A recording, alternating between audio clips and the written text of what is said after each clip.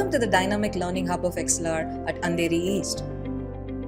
A prime spot conveniently located at just a 5-minute walk from LIC Andheri Metro.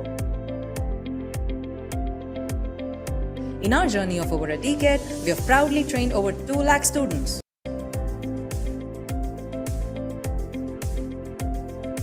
We have also been recognized by Deloitte, Silicon India, and other accreditation bodies.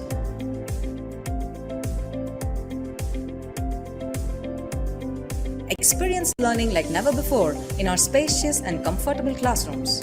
With high-definition projectors and state-of-the-art acoustics in place, we ensure effective learning even to the farthest point in the room. The hybrid mode is a game changer as you can enjoy the benefits of a light classroom from the comfort of your home.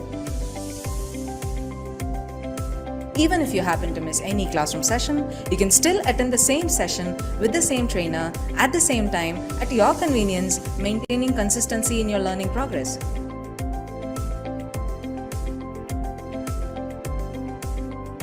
Wanna get started?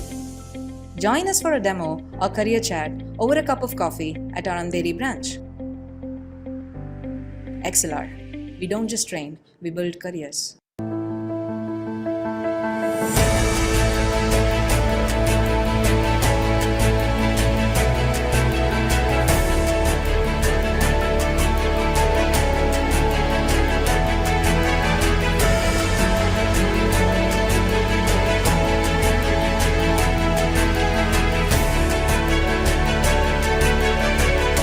Yes, so the collaboration with XLR was an excellent one. We conducted a Power BI workshop with Advanced Excel over a span of 3 days. The workshop was almost 12 hours long in total.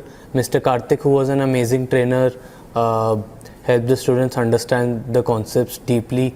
I am sure that the students will be able to apply these concepts in their careers as well as their daily lives. The trainer, Mr. Karthik, was an excellent person where he explained in very detailed manner on how to give great insights using very complex data sets.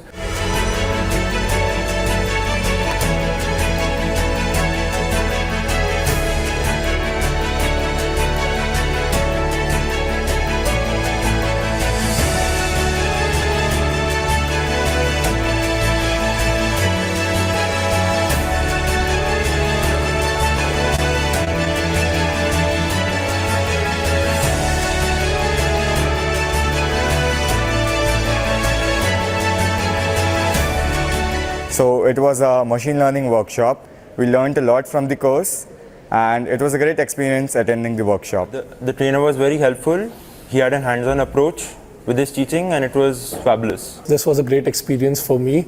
So I would absolutely love it if XLR and its team would come again to our campus and conduct more events like this.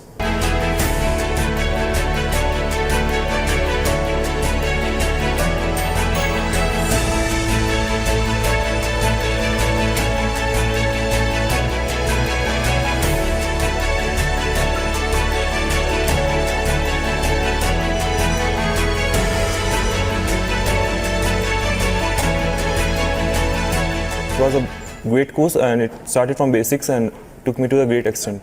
The experience of the workshop was really nice. The feedback from all the students was positive. They understood the concept. The workshop was also practical based with some questions. The experience with XLR was very smooth. They helped us in conducting the workshop smoothly right from the booking of the vendor and deciding the course till the distribution of certificates. In overall, this workshop was a success during our Technical Fest Atmos, and I thank XLR for being a part of it.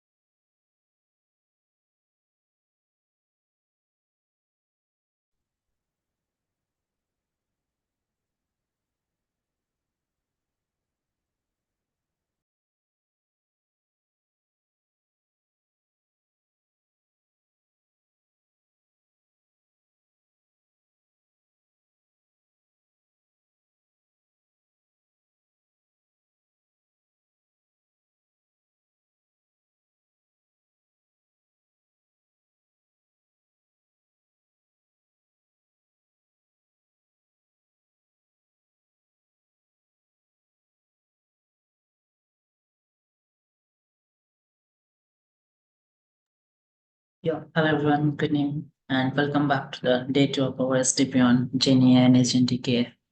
I hope things are going good and you are enjoying the session. So we'll start for the day 2. Okay, so whatever the query question you can keep asking, and if you face any difficulty, you can post in the chat box. Yeah, so Sangeeta ma'am, we can start today's class. Thank you. Yes, sir. So good evening all. Good evening all. So we will start for the today's session.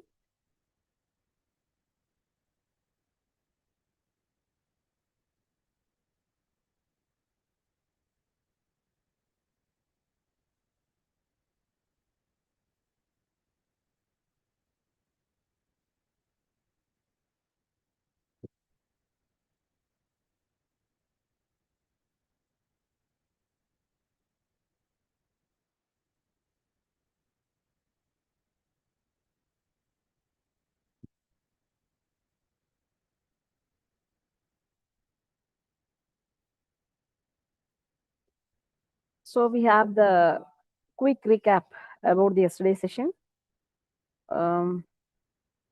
Yesterday we saw for before starting of generative AI, we saw the introduction about artificial intelligence, and we saw for some real life examples of artificial intelligence, and then types of AI like narrow AI, general AI, and surpass AI. So we have seen three different types of AI. So then we started seeing of what is generative AI, and we saw for what are all the uh, LLM models of or available in generative AI like ChatGPT, Google Gemini, and Meta Llama. So and we know that ChatGPT was developed by OpenAI. So Google Gemini was developed by Google. So Meta Llama is developed by Facebook. So all the LLMs are used for creating coding and debugging, creating reports, uh, presentations, lesson plans, support learning and skill development, and create images, audio files, and video files. Like some LLM will integrate with Google services. For example, Google Gemini integrate with Google services like Gmail, Docs, and Drive. Okay, and for research and summarization, so etc. Okay, so next we saw for what is generative AI. So generative AI is nothing else. It will create the new content such as text, images, audio, video, code, and presentations based on user instructions. And so we have given some of the examples of generative AI. And then we have seen for the generative model. Okay, so this generative model, it's nothing but the user asks a question, and this generative model, AI model, process that input and generates the response. Okay, unlike the traditional system, it's that simply what the traditional system will do. It will simply retrieve the stored answers.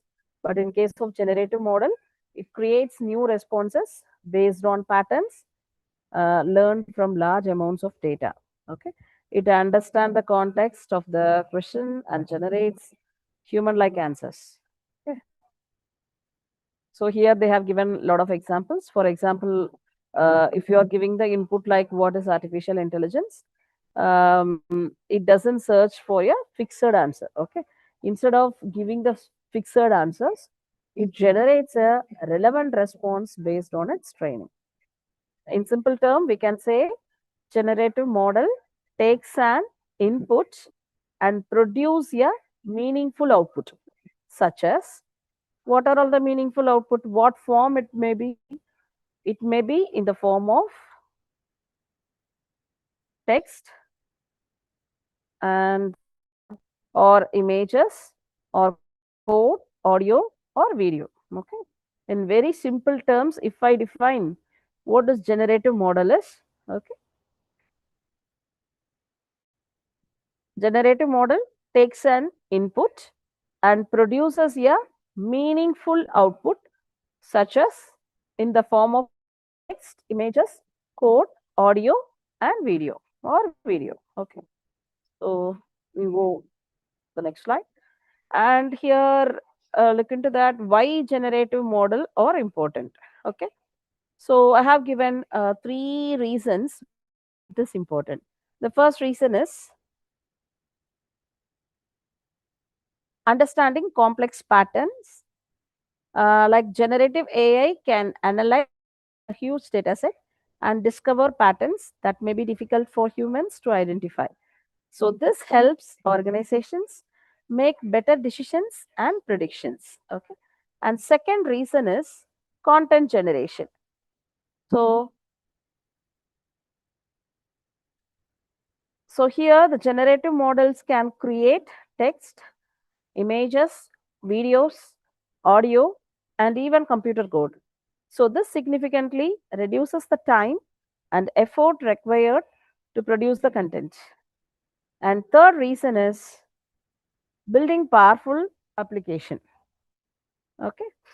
Um, Here, many modern AI applications such as ChatGPT, virtual assistant, image generators, recommendation systems, and intelligent automation tools are powered by generative models. In simple terms, generative model help missions learn from data, create new content, and power innovative AI applications across industries. So the real world applications are in education, healthcare, marketing, software development, etc. Okay. So we move on to the next slide.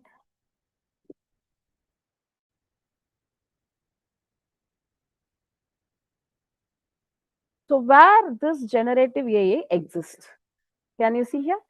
So artificial intelligence is a very big outer circle, and next circle is the machine learning, and the next circle is the deep learning, and inside the deep learning you can see one more circle that is known as generative AI. Okay. The outermost circle is the artificial intelligence, which is the science of creating machines that can perform tasks requiring human intelligence, such as learning, reasoning, and decision making. So, inside AI is machine learning. So, machine learning enables computer to learn from data and improve the performance without being explicitly programmed for every task. Within machine learning, we have deep learning. So deep learning uses multi-layered neural network inspired by human brain. These networks can process large amounts of data and identify complex patterns. Finally, inside deep learning, we have generative AI. So generative AI is specialized in creating new content. It can generate text, images, videos, music, code, and much more based on user prompts. Therefore, generative AI is not separate from AI. Okay, it is not separate from AI. It is specialized area that evolved from deep learning and machine learning technologies. Okay. Okay, this machine learning is a subset of artificial intelligence. Deep learning is a subset of ML, and generative AI is a subset of deep learning. Okay, fine. I hope you are clear about this diagram. Okay, we move on to the next. And we have seen for the discriminative versus generative model. So here the discriminative model and generative model. Let me tell the first I'll tell about it. Discriminative model. So here in discriminative model, it always identifies and classifies data. But in case of generative model, it always create new data or new content. Okay. Second thing, it learns the difference between categories. But in generative model, it learns patterns from existing data. Okay. And third, it always answers what is it. Okay. But here, it always answers, can I create something new? And the fourth, the example what it is given here is cat or dog classification. But here, the example is it generates a new cat image or text or code or music. Okay. So that's the difference between discriminative and generative model. So we move on to the next slide. One more example of discriminative versus generative model. So this slide explains the difference between discriminative models and generative models using a music example. A discriminative model receives music data as input. Its purpose is to analyze the music and determine which category it belongs to. For example, after processing the music, the model may it classify it as rock or classical or romantic music. Okay. So that is the uh, explanation of discriminative model. And in simple terms, we can say discriminative model focuses on recognizing patterns and assigning the correct label. Okay. Now, come to the generative model. A generative model works differently. Instead of classifying music, it learns the patterns, rhythm, and structure of existing music. After learning these patterns, it can create entirely new music that sounds similar to what it has learned. For example, AI music tools can generate original songs, background music, or melodies without directly copying existing music. Okay. The main difference is simple. Discriminative model identify and classify data. Generative model creates new data. So this is why applications such as spam detection, image recognition, and disease classification use discriminative models. So whatever example I have told, which comes under discriminative model. Once again, I'll repeat it. Like spam detection, I mean, the application such as spam detection. So in Gmail, we have for spam detection, right? So spam detection, image recognition, and disease classification use discriminative models, while ChatGPT, AI image generators, and AI music generators use generative models. The very quick comparison between discriminative model and generative model is here the data creates, data predicts, labels, generates. Correct answer is this. What I can create, example, music generation, like AI music generation. So discriminative model is equal to classification. Generation model is equal to creation. In one word, you can say. So discriminative model is for classification. So here itself I have defined in the image. You can see it here. So discriminative model means it means for classification, and generative model is for creation or generation.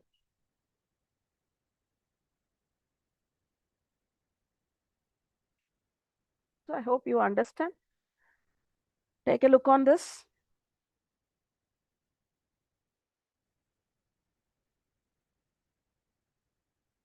So have a look on it.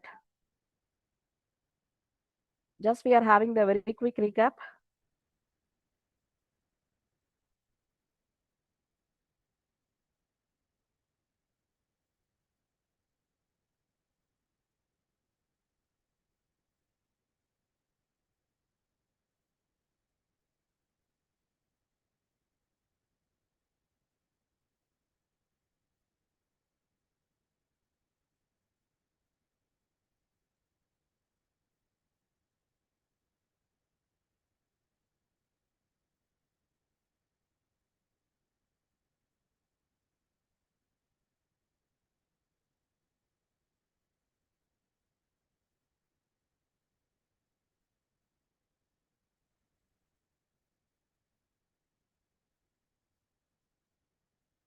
Okay, we move on to the next slide.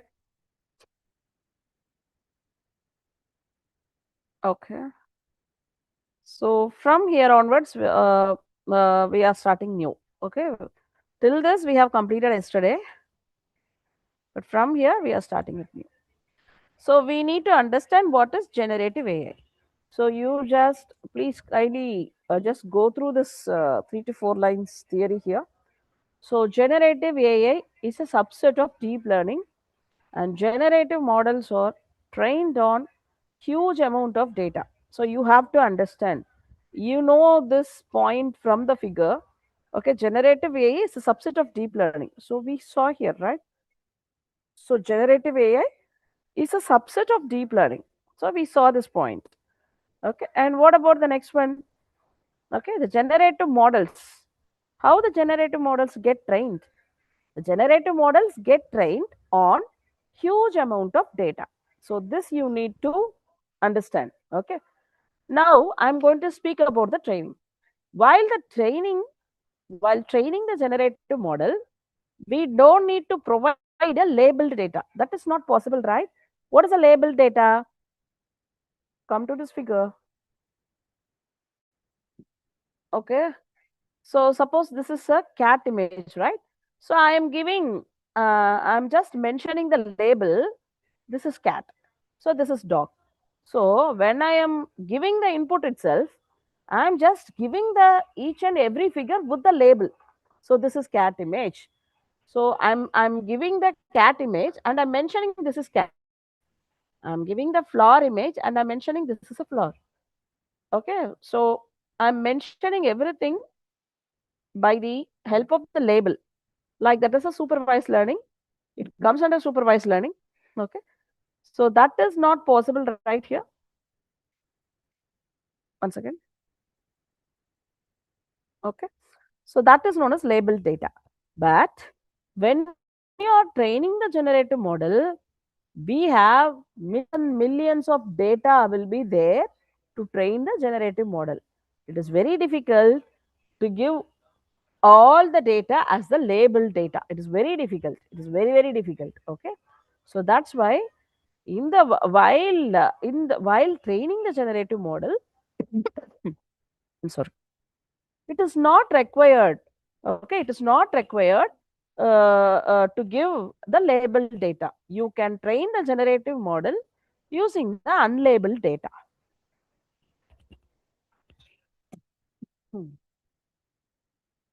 So unlabeled data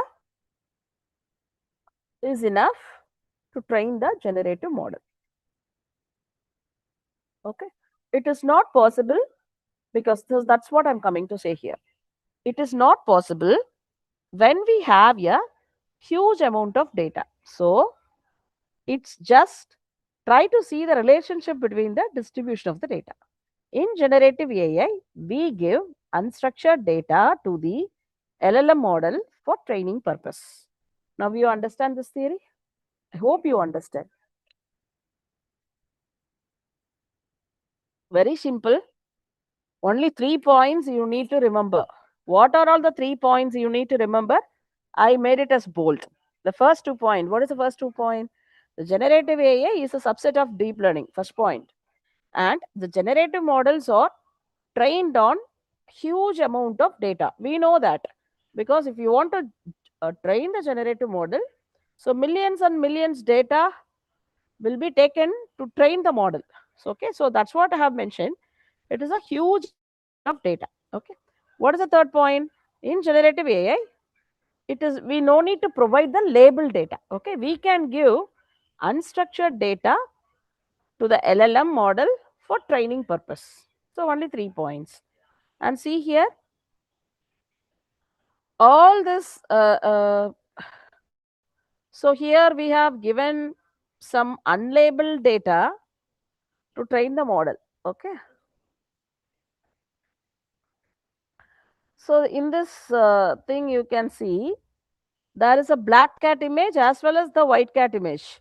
So it will separate based on the features.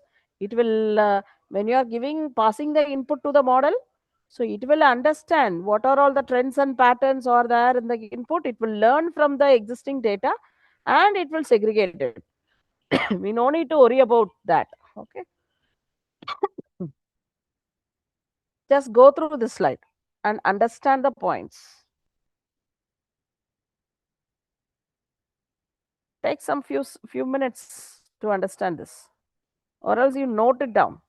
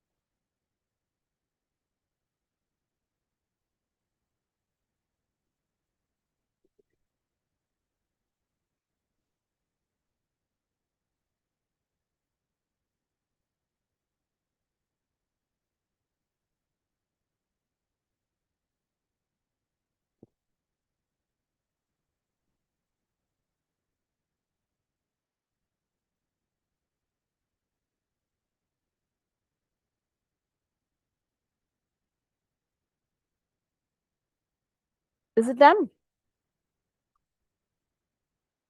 Shall we slide? Okay, fine.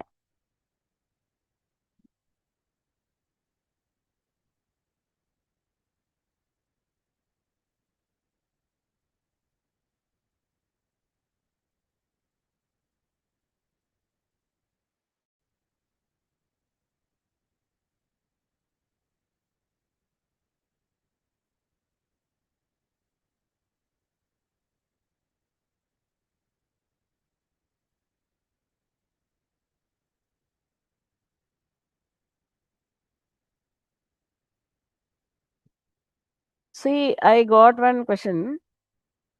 Okay. See, you're training the mission with the model. You're training the LLM model with the unstructured data. You are giving the prompt, right? If you are requesting for the cat image, it generates the different cat image. But when on the training, it may be trained with different uh, animal images, like different animal images. It is not only cat, dog, cat, rat, or lion or tiger, whatever it is. So millions and millions of data will be get trained. But in the chat GPT, you are giving the prompt. You need the cat image. So you are describing how the cat should be. Okay. Yeah, so you are describing like you want in this color, you want a nose should be in pink or eye should be in gray color, the color of the cat should be white. So you can describe anything.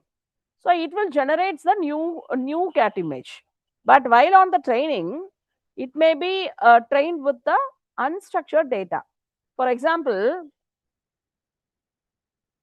I am pouring different colors of balls in a room. Okay. So all the colors of the balls are mixed. I'm just pouring it in the room. I'm asking the few students to segregate it according to the color. Will the student able to do it or not? Yes, he can do it, right? How he can do it? So he can separate all the pink color balls, and he will put it into the box. How he identifies that is pink? Because many color balls are there, but identifying the color, it is because the student is understanding some pattern, identifying the color, and he is separating all the balls. Similarly, the machine will also identify some patterns and trends, and it will segregate into, I mean, it will cluster into the groups. So, okay, if suppose I am just giving 10 animal pictures, I mean 10 animals, but each animal consists of 100 to 200 pictures. Do you understand? I'm giving 100 line pictures, and as well as I'm having the folder. Inside that folder, I'm having 100 tiger pictures, 100 dog pictures, and 100 lion pictures, 100 elephant pictures, like 100 giraffe pictures. Like I'm having various animal pictures, and n number of pictures I have it. What I give, I with this pictures, I'm going to train the LLM model. What will happen? It will understand. See, if the lion will be in this color, so this much height, so giraffe will be it is very tall, and so each and every animal is unique. They have different body structures, they have different features, different characteristics. So according to that, it will segregate all the images, and it will make it into the cluster. Okay, clustering means a grouping. Okay, now the machine understand the patterns. It will group all the lion pictures, and it will group all the tiger pictures. Like this is called as clustering. So it comes under unsupervised learning. If you suppose familiar with the machine learning techniques, then you understand what is this unstructured data, how it will do it. So we know about K means clustering. You have several algorithms under the unsupervised learning. Okay, if you go through that, you will understand how it is happening. So similarly, your LLM will also get trained with the unstructured data. I hope you understand this. Do you understand this? Clear?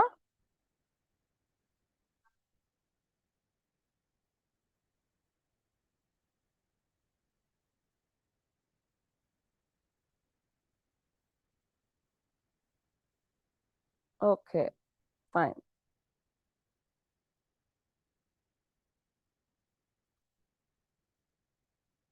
Okay, let's move on to the next slide. Let us see what is LLM. And here also you need to understand.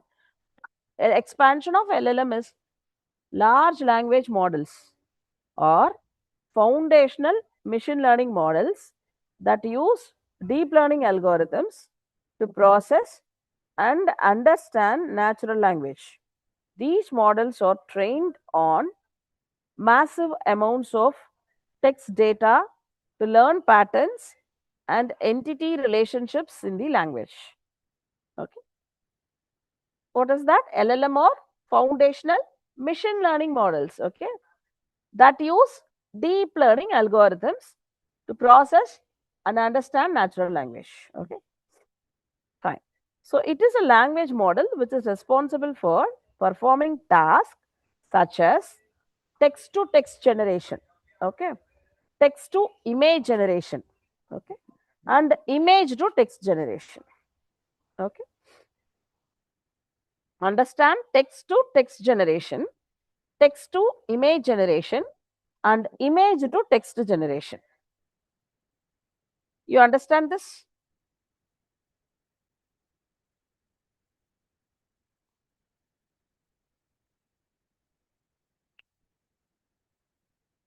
1 second.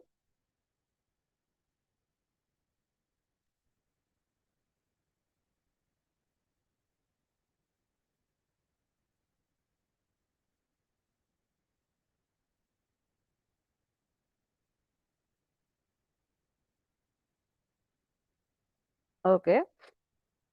Once again, once again. I'll share with one example.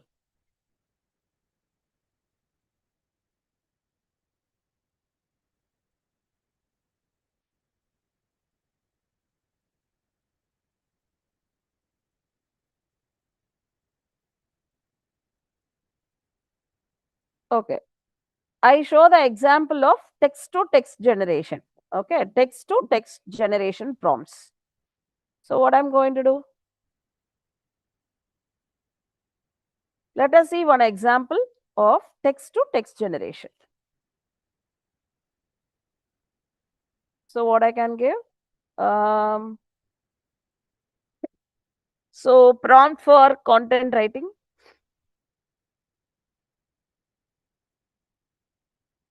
Okay. So create a social media post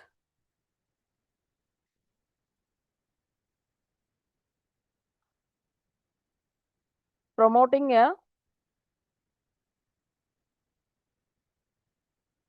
new AI course for college students. Okay. So I have given the prompt as text. So what is the response? Text to text generation. See here. Okay. So it is giving the content for social media post on the title of AI course. Okay, for college students. Can you see it?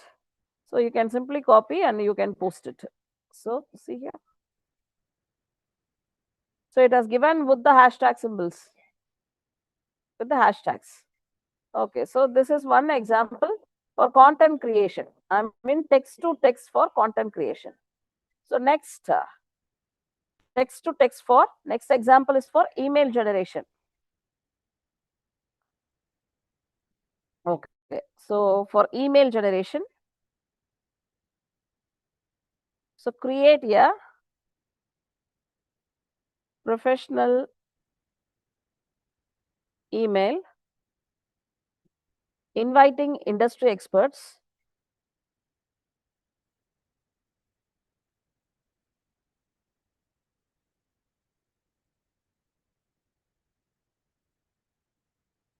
to a guest lecture.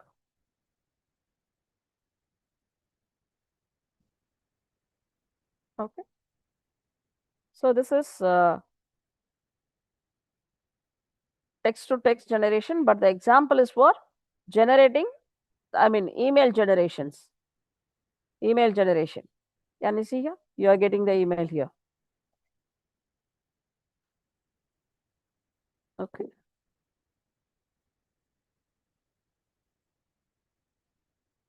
So this is on email generation. And next I can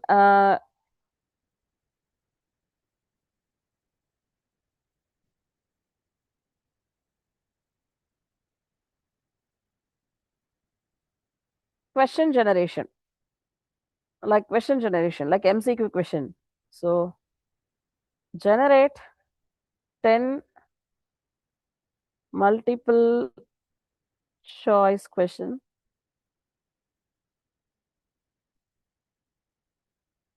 on Python programming with the answers.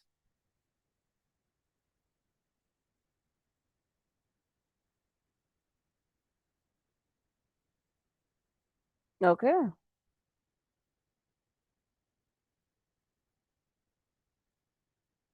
So see here. So generating the MCQ questions. So this is text to text generation.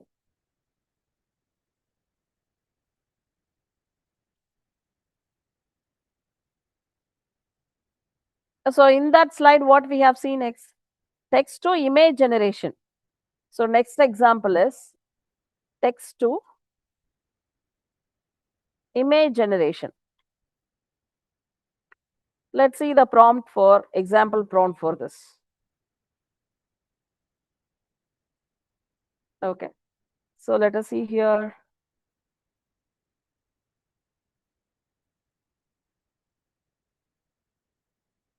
Let's text to image generation. Let's try it. So create a breathtaking sunrise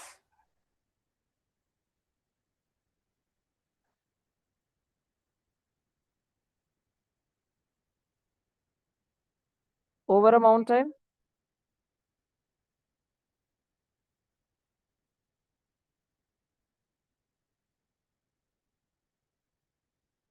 with a crystal clear lake.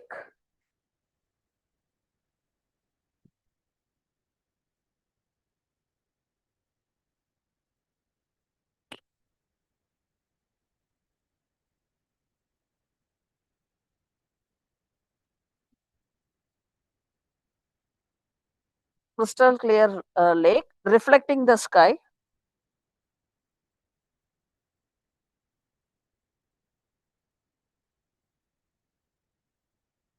So I need like a realistic photography style. So you can mention the style here.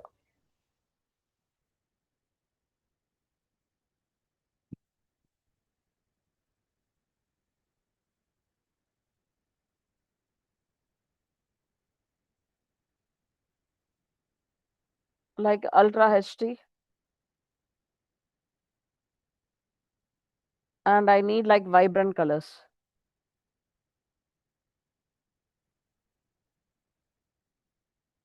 Let us see how it is generating.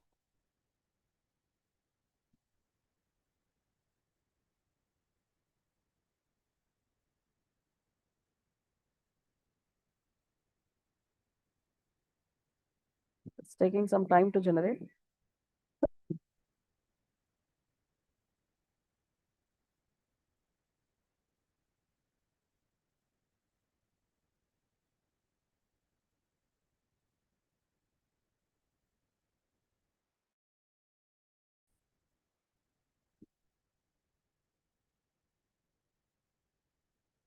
See here. So I got a very beautiful picture.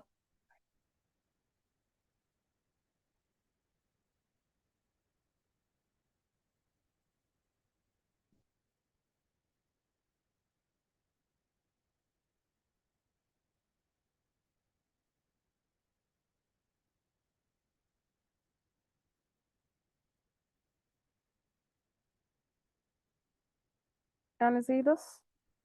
Okay, fine.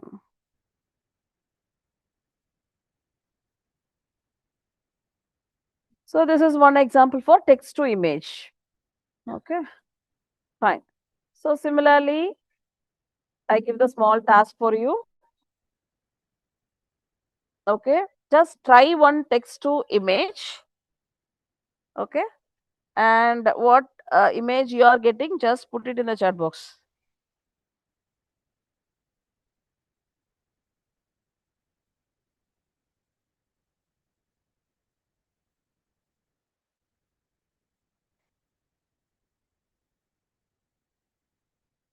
So try it by yourself.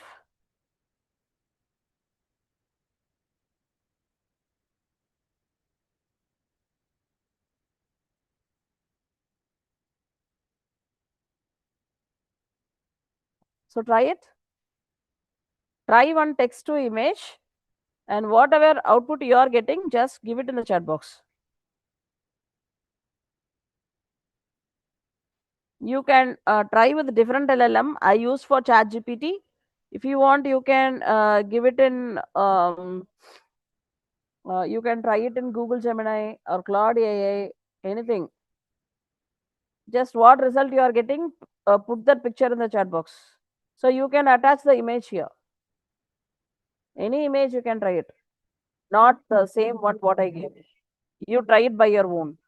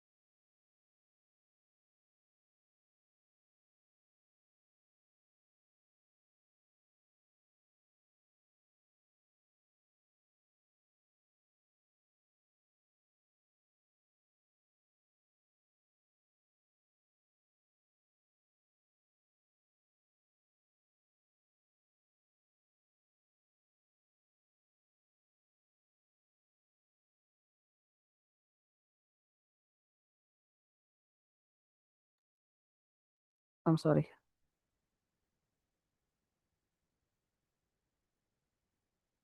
So I could see many images created by the students. Okay, fine. Very good. Very good try. Fine.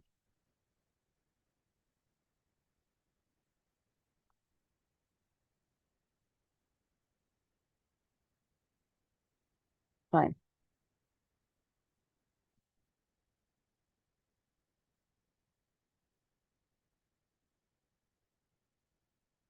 Okay. So we understand what is LLM. Fine. And next, why LLM is so powerful? What makes LLM so powerful? So,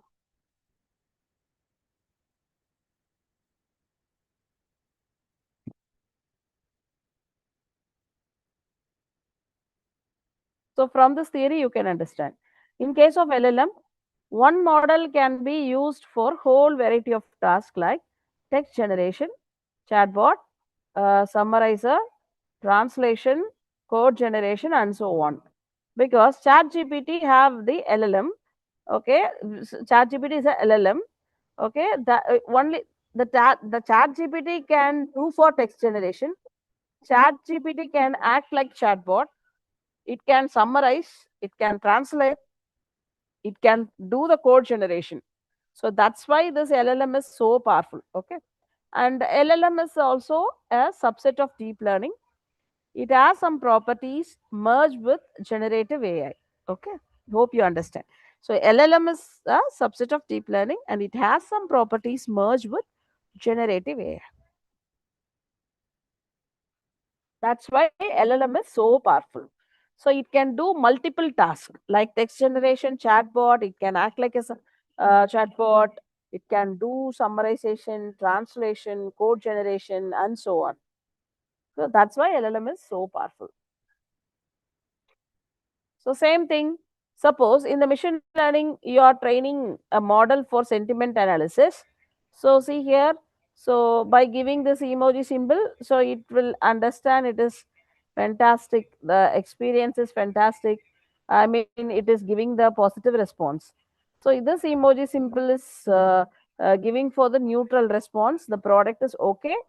Um, okay, and here this is negative response. Okay, this emoji symbol gives the negative response, so this gives for positive response and this one gives for neutral response and this gives for negative response. So yours so okay, so I'm training the model using the machine learning, and I'm just training the model for sentiment analysis. Okay, but come to here, I mean for this one. Okay, this is like language translator. So language translator means I'm speaking in English, sorry, okay, if I'm going to a Spanish country, if I am the tourist, I'm going for Spanish, I don't know the Spanish language. What I'll do, I use for the Google translator. So it is also one model that has to be already trained. We need two different models, right? But in LLM, it can do, this is the only one model. This will act, this will work for sentiment analysis as well as it will work for language translator. So for example, that is example is ChatGPT or Google Gemini or Cloud AI. So these are all LLM. Okay. Okay. So that's why this LLM is so powerful. Only one model can do multiple tasks. That's why it is so powerful. You are clear in it? You are clear? You are understanding this?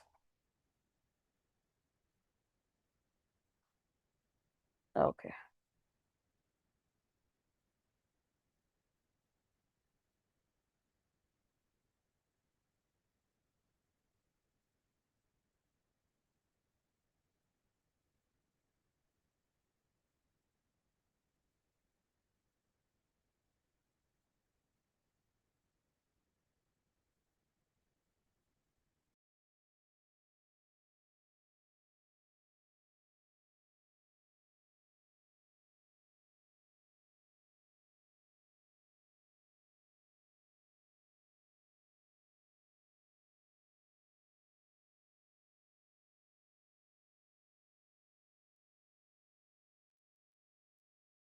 Okay, let us see some few milestone in large language model. So I have given only few milestones here, sorry, few LLM models here. So first is Google Gemini, ChatGPT, XLM, T5, Llama, Mistral, Falcon. So these are all the few milestones in LLM. In industry, it is much many more, but I have listed only the few LLM models here. Okay. So next we are going to understand the generative AI end-to-end pipeline. Okay, end-to-end pipeline. Let us see what is that. End-to-end generative AI pipeline. Okay. So generative AI pipeline is a set of steps. You have to understand here. Generative AI pipeline is a set of steps followed to build an end-to-end generative AI software. Okay. End-to-end generative AI software. Okay. For example, you can understand from these 4 lines. Okay. See, take any problem, like break the problem down into several sub problems. Okay. Then try to develop a step-by-step procedure to solve them. Since language processing is involved, we would also list all the form of text processing needed at each step. So this step-by-step processing of text is known as a pipeline. Okay. See, we are taking the problem and we are breaking that problem into a several, sub problems. Then what we are doing that? So we are developing a step-by-step procedure to solve the sub problems.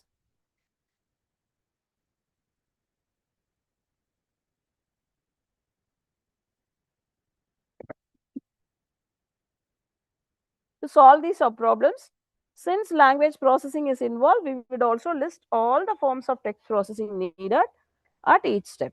So this step-by-step processing of text is known as pipeline. Fine. So just understand from this much, just have a look on it and note it down.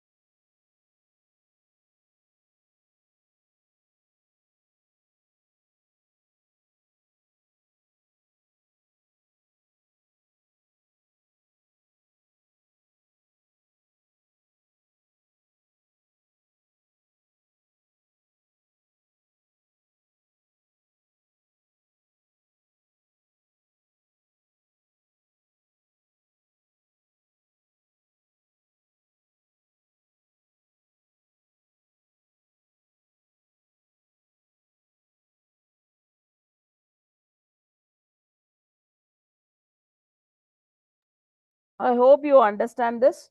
Let me go to the next slide. So in the generative AI pipeline, so we have these steps. The first step is data acquisition. So second is data preparation. And third is feature engineering, modeling and evaluation, deployment, monitoring, and model updating. So these are all the AI steps. Okay, generative AI pipeline. These are all the steps are there. Let me see it one by one. So generative AI pipeline. So first one, data acquisition. So in this data acquisition, we collect the, data acquisition is, suppose if we are training the model, we need some input. Okay. Okay, that is known as data acquisition. So we need data to train the model. So we need the input data to train the model. Okay. So collect relevant data from multiple sources, structured and unstructured data. Anything you can take. Okay. First thing is collect relevant data from multiple resources. So multiple sources, like you can collect data from internet or websites or in database, or you can create your own data, anything. So you can collect relevant data from multiple sources. Second is you can take your data, can be a structured data or unstructured data, any data you can take it. Second thing. And third, ensure data quality and compliance. Okay. So every AI project starts with data. So data can come from websites, databases, documents, images. Your data can be come from videos, sensors, or user interactions. For generative AI, large volume of high quality text, images, audio, or code are collected. The quality of the data directly impacts the quality of AI model. So that's the first step. Okay. And second is data preparation. What is this data preparation? Only 3 points you need to remember. Okay. The first point is clean and organize the data. The first point is. Second is remove duplicates and errors. Okay. Third is format data for training. Okay. Let me explain. Raw data is rarely ready for training. We clean the data by removing inconsistencies, correcting errors, handling missing values, and standardizing formats. In generative AI, data is often tokenized and converted into machine readable format before training begins. And third is feature engineering. So feature engineering means extract meaningful information. Okay. Secondly, transform data into useful representations. Third, improve model performance. Okay. The feature engineering involves identifying important patterns and characteristics from data. In traditional machine language, this is done manually.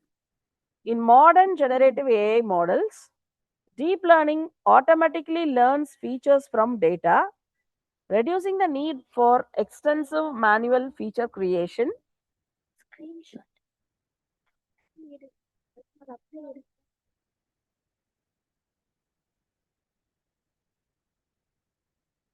Okay. And the fourth is modeling. In modeling itself, AI architecture, it trains the model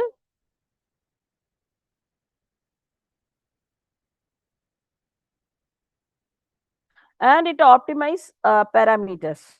Okay, this is the core stage. Okay, this is the core stage. where the AI model learn from data.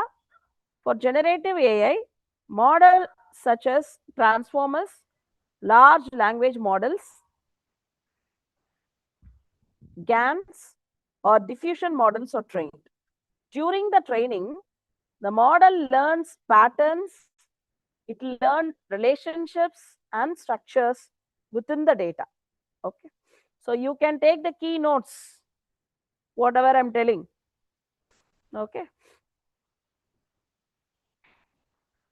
You need to understand the modeling with select AI architecture, train the model, optimize parameters. Okay. Okay. And the next step is evaluation.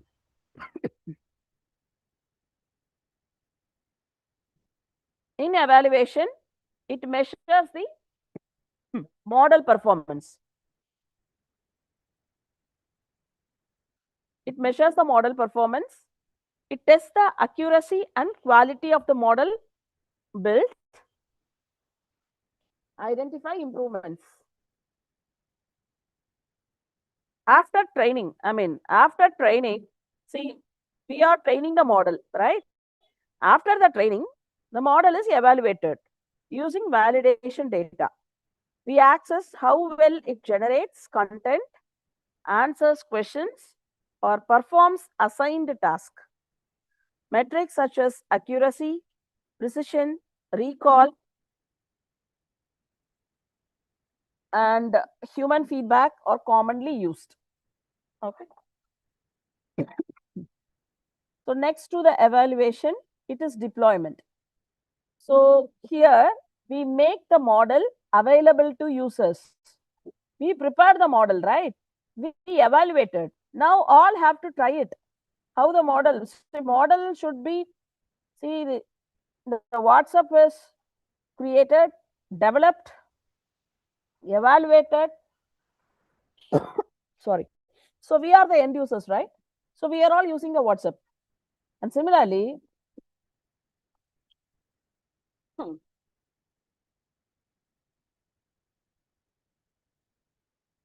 we are creating the model, we are training the model, we are doing the evaluation. Now, in this step, in this deployment step, that model has to be available to the users. It should be integrated with applications, it should be provided with real-time access. Once the model performs satisfactorily, it is deployed into production environments. Users can access the model through the applications, websites, APIs, chatbots, virtual assistant, or enterprise system. Deployment transforms the model from a research project into a usable solution. Okay. So next to this, monitoring and model updating.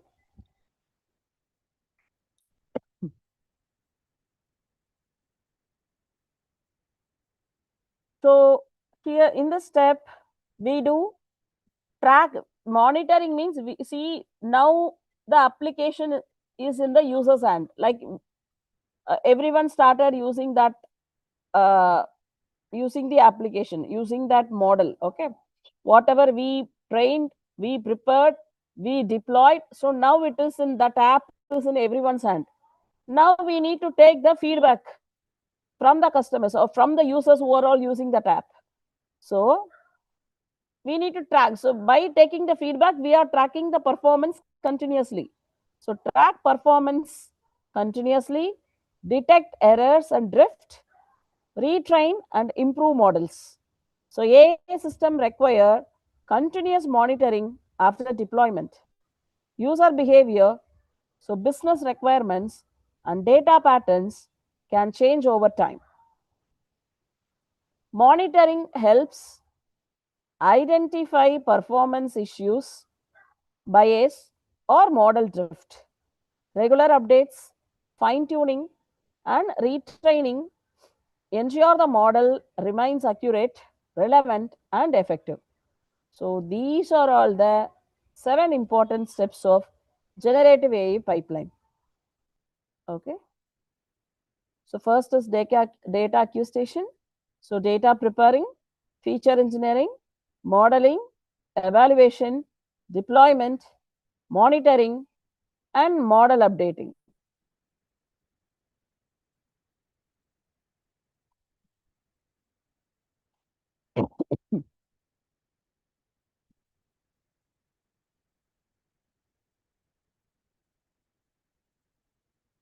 I give all this as a short crispy point. I'll give it now. So you can note it down.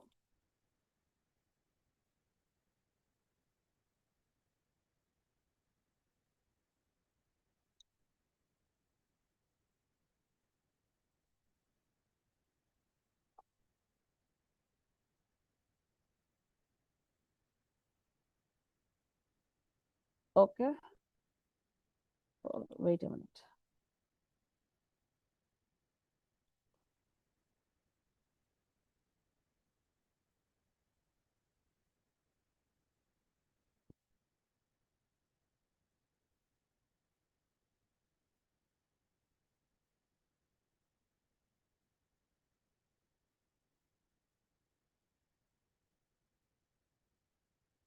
So this is for data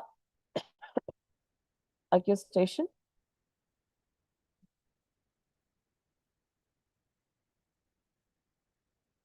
Second, for data preparation.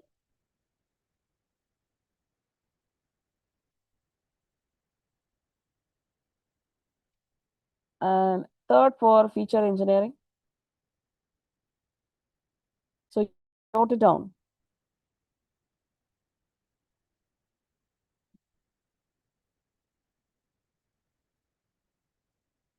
Fourth, for modeling.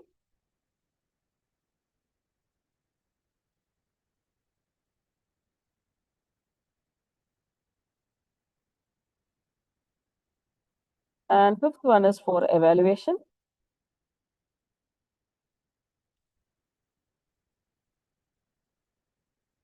And sixth is for deployment.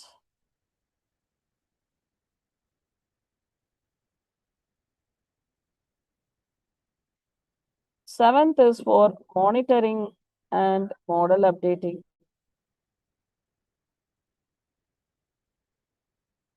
Okay, so note down this.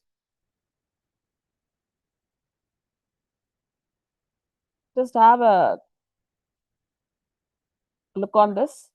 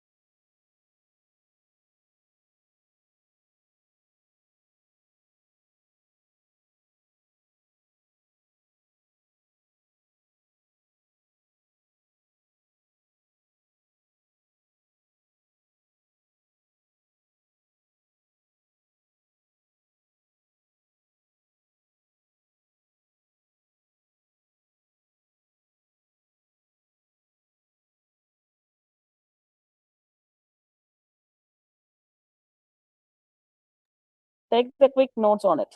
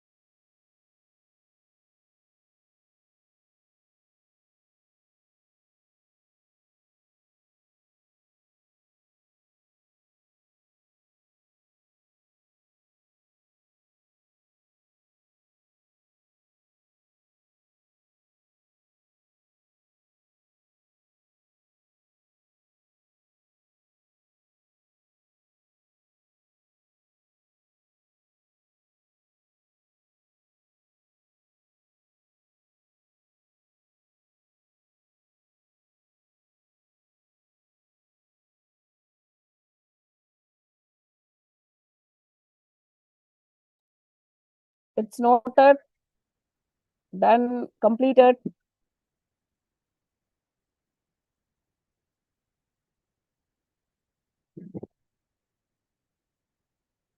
Okay. Please scroll down to the 7th point. Okay.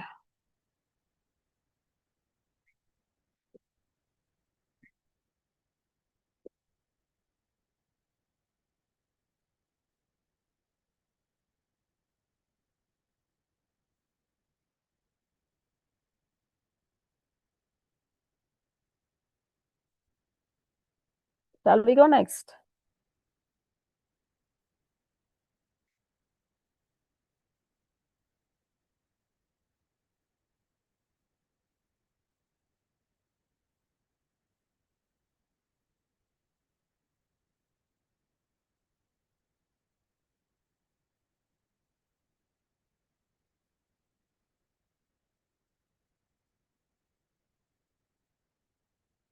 Okay, fine.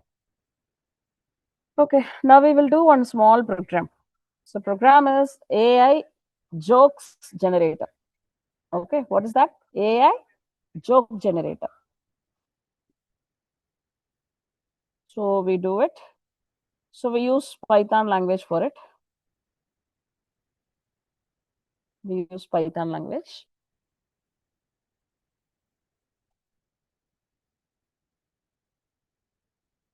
So I use Google Colab.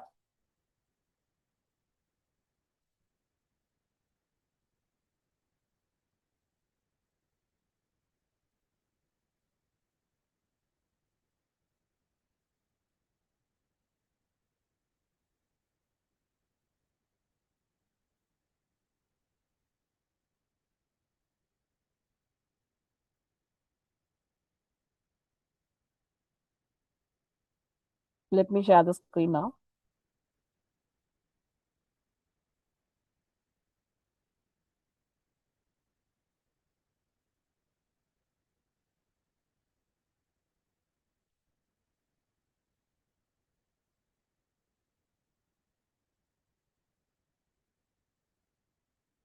I hope the screen is visible for you.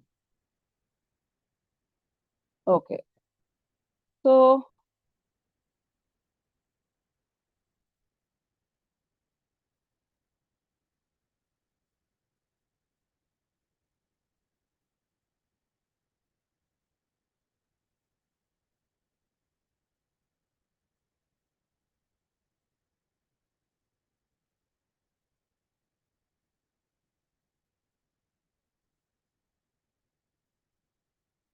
Okay.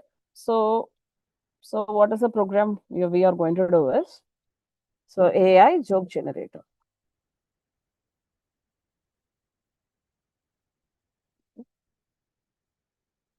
AI joke generator.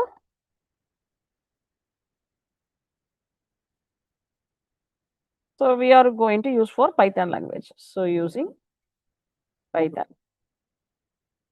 Okay. So next, I am using for Google Colab. Okay. So you can straightly go to the Google, type for Google Colab. So you can work on it. Okay. Let me do the code. First, I'm going to import library is random. Okay. I run this. Okay, it is working. Fine. Next, add the line. Here, I'm going to create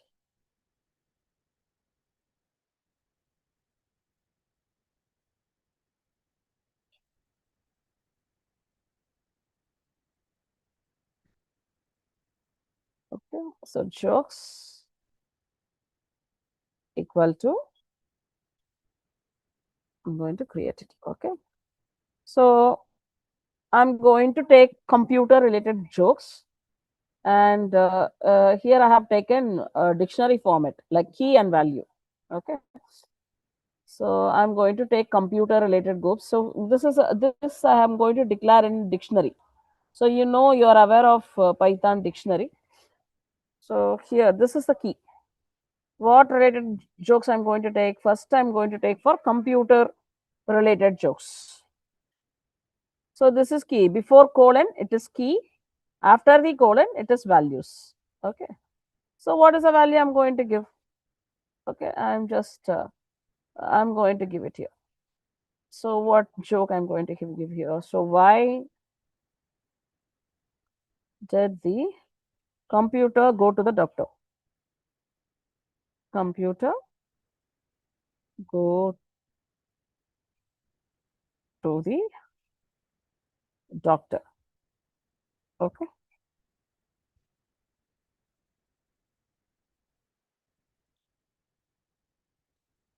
So I'm giving the reasons here because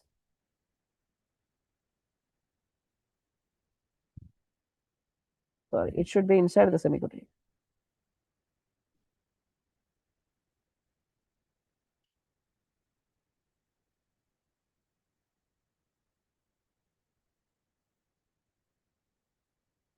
Because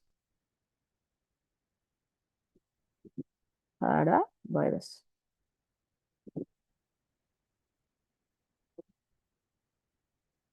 So the next joke I'm giving here. Why was the computer cold?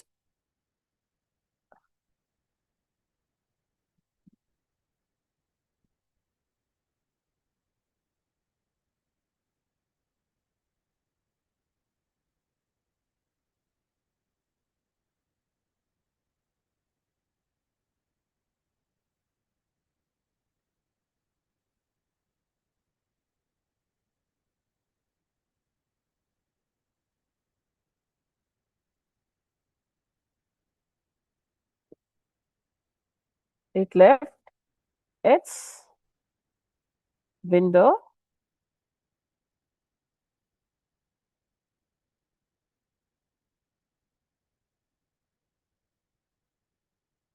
open.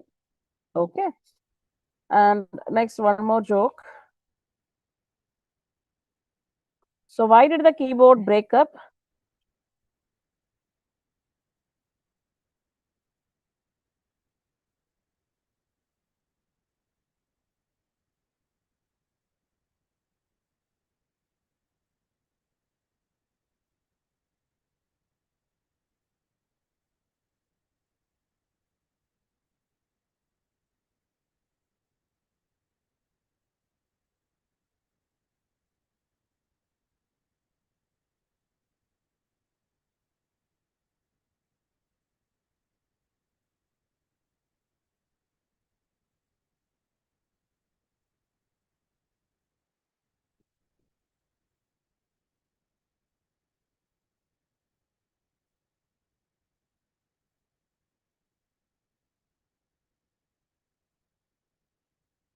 Okay, so that's it.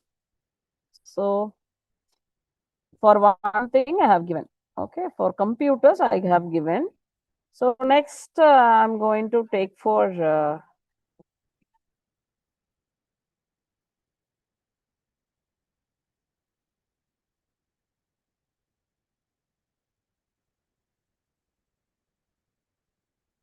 okay.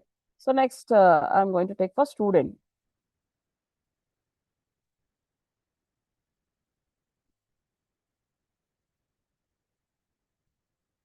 So next I'm going to take for student.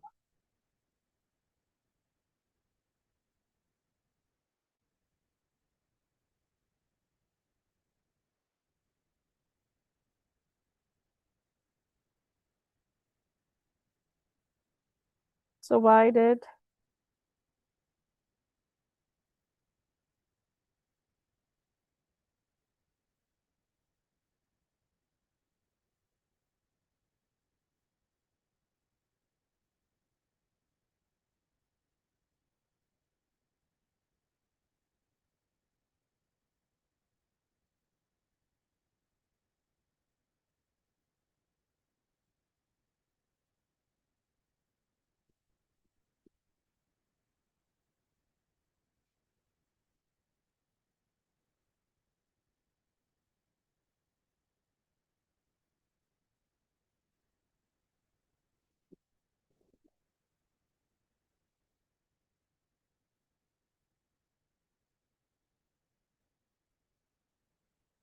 so anything you can give it. Okay, I give the second and third comedy. Okay, I give the second and third comedy. Okay, so next next is I'm sorry.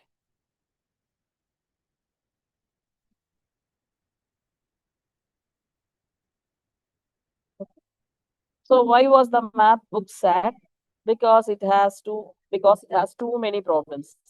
Why did the student eat his homework? Because the teacher said it was a piece of cake. So I had the joke for computer. I had the joke for student. Okay. So next I have the joke for teacher.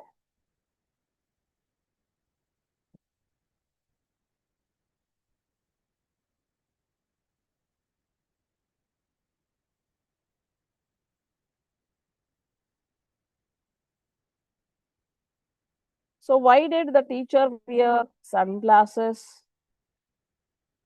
Because her student was so bright. Okay. Why was the teacher happy? Because the class finally understood the lesson.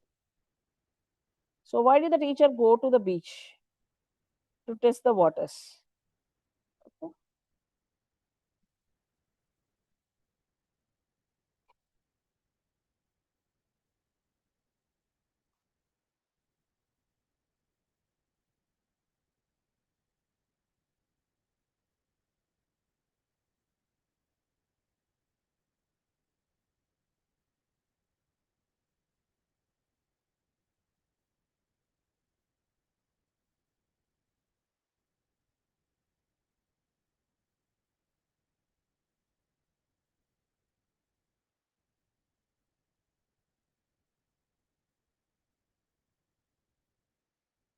Okay.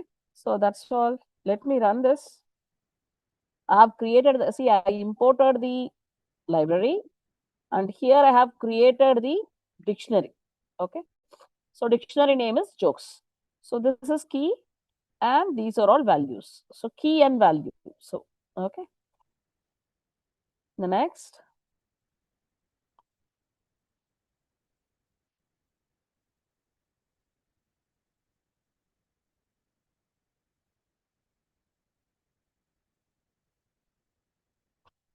I'm going to get the input.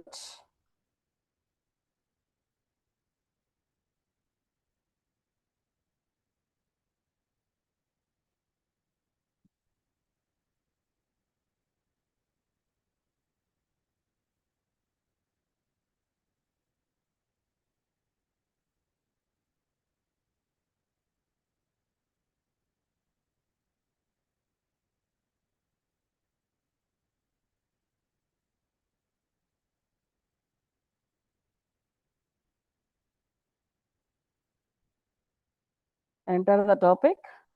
I'm giving the options also here. So if you want, you can give the computer related jokes or student or teacher. So I'm giving only the three options. Okay. So dots I'm using for lower function. So whatever text you are typing, I'm just converting that input to lower function. I'm see here it is like you are getting the input here. The user may give computer or he may give student or he may give teacher. So he can give all the letter in capital or all the letter in small, whatever any case he can give, either uppercase or proper case or lowercase, anything, whatever it is, he can give anything. But I'm converting that into lower. Okay, and then I'm going to use if condition. Okay, if topic. So here where I'm getting the input. So topic in. So I'm giving only three options, right? What is the dictionary name? Dictionary name is jokes. So put jokes here. Keep the colon. Print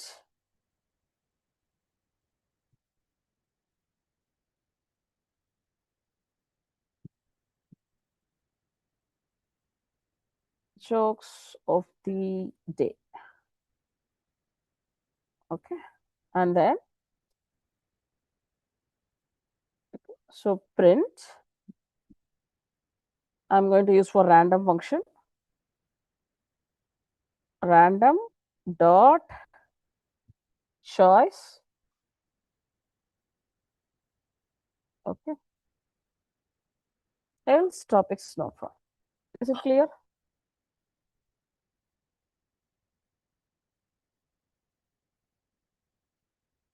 You can alter this message.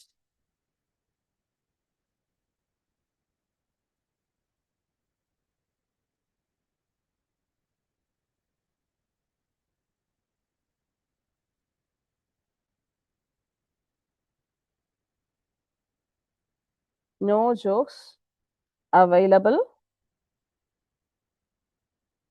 for this topic.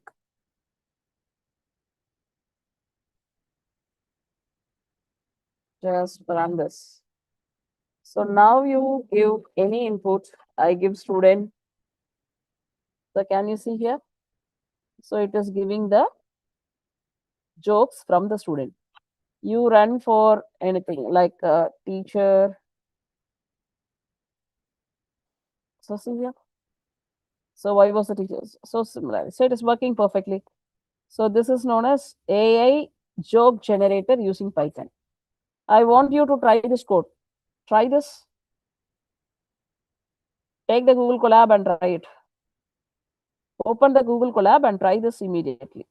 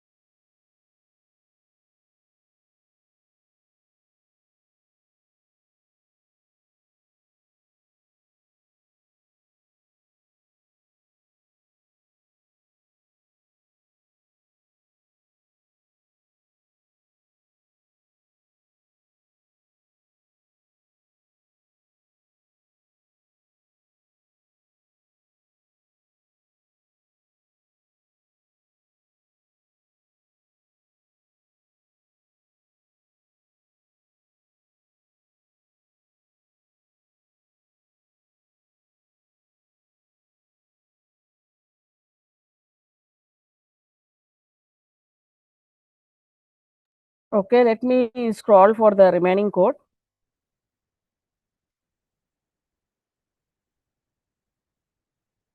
Just try it.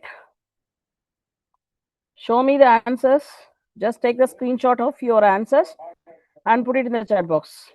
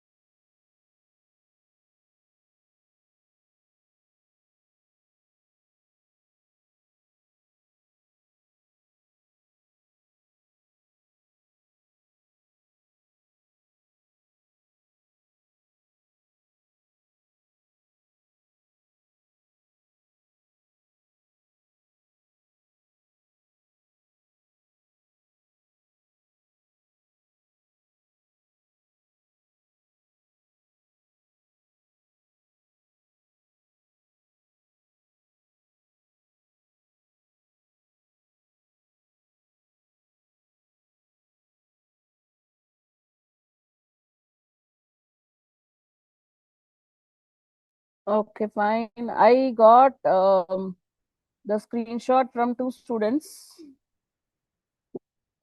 Just two, three students, I think so. One is from Adarva and Ayushi Malik,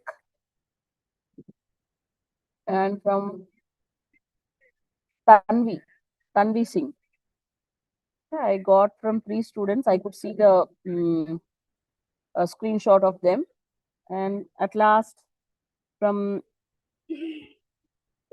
Samiksha and from Prajal, sorry, Prajwal.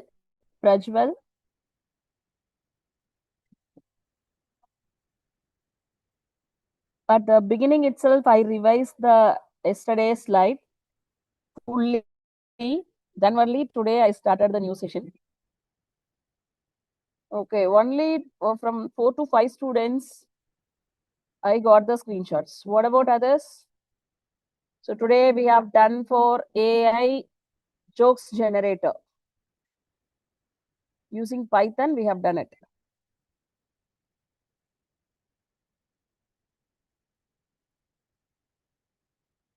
Still you are doing? Yes, slowly I'm getting the results from everyone. I got from Hitesh, Ashika. Good. And I'm got from Sagar.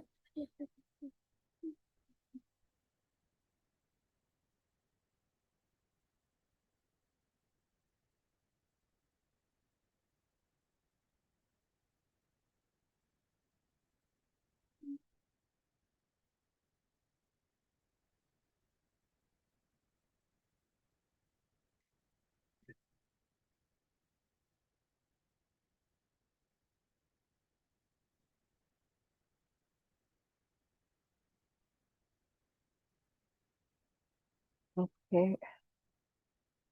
Chandan Yadav. Good. Fine. So day 2 attendance link is given here.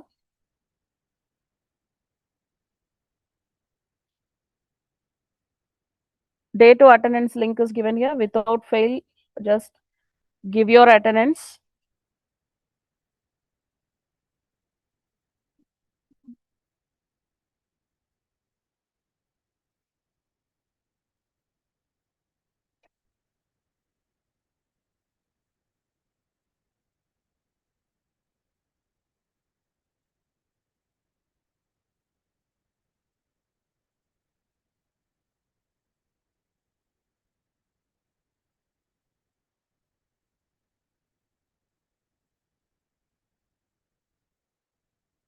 Okay, fine. Everyone have used Google Collab. Very good, very good.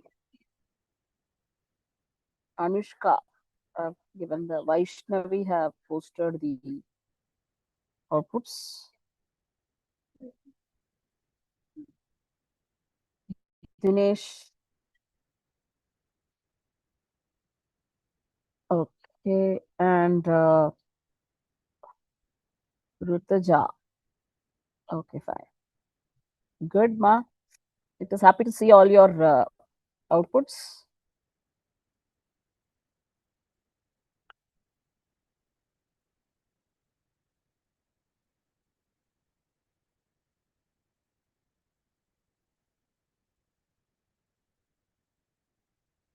Content can't be viewed here. So you can't see my screen, ma? I share the screen. Can't you see my screen?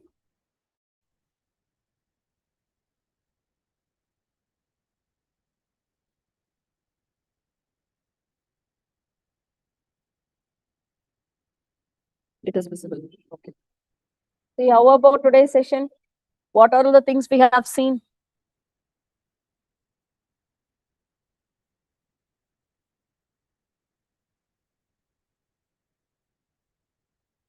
Today we saw for what is generative AI and what is LLM, and we did text to text generation, text to image generation using the chat GPT, I hope you remember. So, what makes LLM so powerful? Why LLM is so powerful? We see for language translations, and we see for what are all the few milestones in LLM, and we started seeing for end-to-end generative AI pipeline. So in that we have seen for 7 steps. So first step is data acquisition, second is data preparation, uh, third is feature engineering, fourth is modeling, fifth is evaluation, sixth is deployment, seventh is monitoring and model updating. And we have done one hands-on session, like hands-on session title, topic is AI jokes generator. So we have done that. So do you understand the today's session? How is your clarity level? Give your reply in the chat box.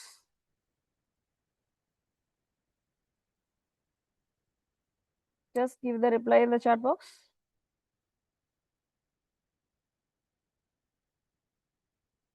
Okay, great session. Thank you, Hitesh. All clear by Sagar. Fine. Okay, good learning experience. Yes, ma'am, understood. Great session. Very good session, ma'am. Amazing session. Thank you so much. Lecture was amazing. Crystal clear, ma'am.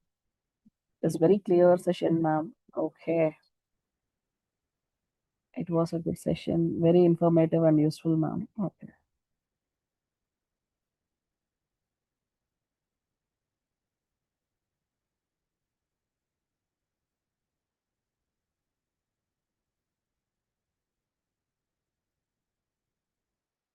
Very informative and interactive.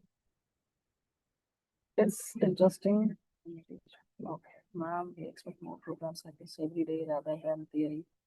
Thank you for having patience while explaining everything, ma'am. Thank you. Thank you, Sharmila. It was a great session, ma'am. Thank you. Easy to understand. Full clarity. Really very happy to see all your text in the chat box. Interesting and informative. Very useful and great. Good session, ma'am. Good explanation. Okay.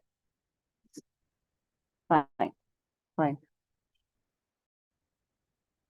You are an interactor. Thank you. Thank you all for your valuable feedback.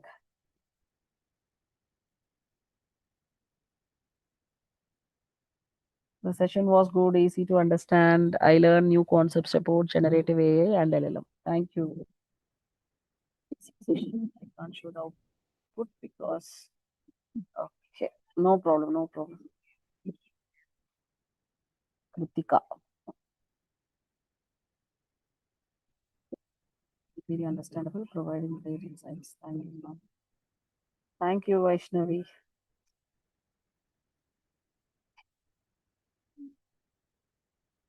Okay, fine. So daily go through the topics, ma. So the past 2 day sessions. Okay. Some of them are requested for more practical sessions. Okay, we do that. We do that one by one. But understanding the concepts is very important. Very informative session. All of you, without fail, fill the day to attendance. The link is given in the chat box. Without fail, just fill the attendance. So then only your attendance is recorded. So without fail, fill the attendance. The attendance will link, day to attendance link will not available for tomorrow. It is only for today.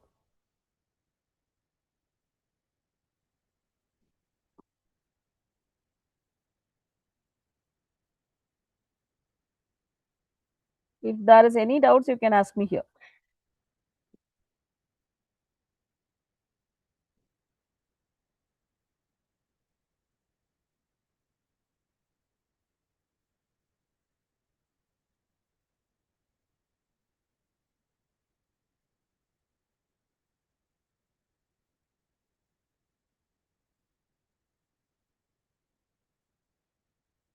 Okay, if the jokes are already defined, then how it can be termed as artificial intelligence? See, we are training the machine with mm, okay, millions of data. Okay, we are training the machine with millions and millions of data. Okay, it will automatically create. So here, I just have created a small thing. Even I have not used the model. Using the Python, I just created the small thing like dictionary concept and if condition. I did the AI jokes generator. But if you are training the model with millions and millions of data, it will automatically create. For example, in the chat GPT, you are typing something, automatically, even you take the example of WhatsApp, you are typing something, automatically the suggestion word will be there. When you are typing itself, the suggestion words are available, right? So, okay, that is a small scale model it is. So, we are speaking about LLM. So, it is a large scale model. So, WhatsApp suggestions word or small scale model. So now we are in LLM. So when you are typing in the chat GPT, it contains 1,000 tokens. Suppose if you are using for paid chat GPT, so you can get for 4,000 tokenization. So I will explain the concept of tokenization in the further classes. Then you can understand how it is doing everything. I mean, how it is creating the new content, everything. You understand the concept of tokenization, you understand that. Okay, so here I have not used any model. In the code itself, you can see I have not used any model.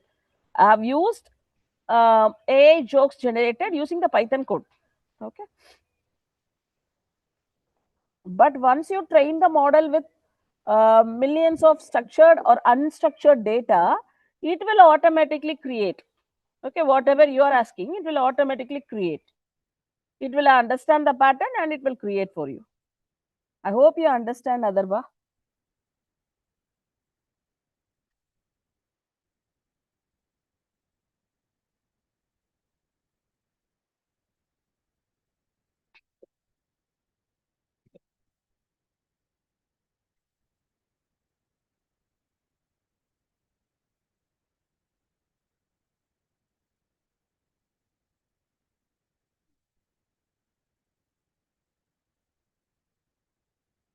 Okay, fine. So thank you all for joining the session. Thank you all. Amar sir? Yes, ma'am. Thank you. Yes, sir. So, dear students, I hope everybody marked the well attendance and shared the feedback about the session. Thank you so much for joining on the YouTube. And we'll again see you sharp at 7 o'clock tomorrow. Okay, so till the time, take care of yourself, take care